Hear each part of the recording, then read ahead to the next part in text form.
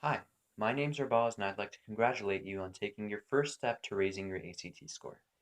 College admissions officers are faced with thousands of applications every year, and one of the key differentiating factors they use is the ACT score.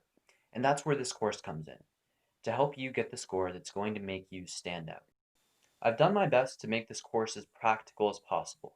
I've recorded pages of the official test by the actual test makers, and as I go through those pages, I'm going to be explaining the reasoning and the thought processes that are going to help you get to the right answer. Now, as I explain, I'm also going to be writing on those pages, the same way that you should be writing in your test booklet on test day. So essentially, this is Khan Academy for the ACT. The videos are organized the same way as the actual test, so there's 4 sections: English, math, reading, and science. And so as I go through these sections, I'm going to be explaining tips and tactics to help you get to the right answer as quickly and accurately as possible.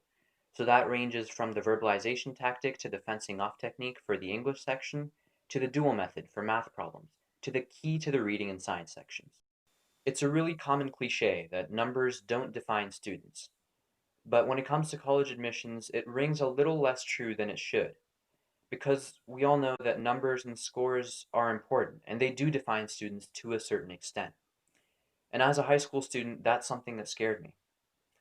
Like everyone around me, I went from one test prep center to another, trying to find the one that would get me the best scores.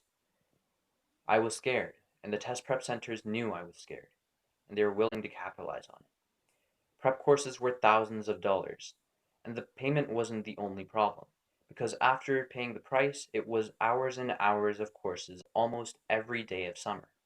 And if I wanted to prepare during the school year, well, that meant squeezing courses in between homework and extracurricular activities. So when it came to choosing a prep course, I didn't. I stayed home and I did practice test after practice test.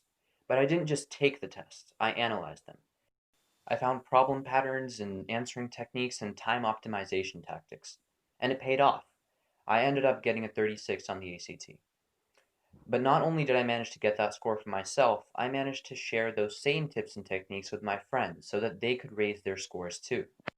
And now I'd like to share that same knowledge with students that are just as afraid as I was. This course comes at a fraction of the cost of test prep centers, and you can complete it from the comfort of your own home and your own schedule. Numbers don't define you, but you can define your numbers, and I'd like to help.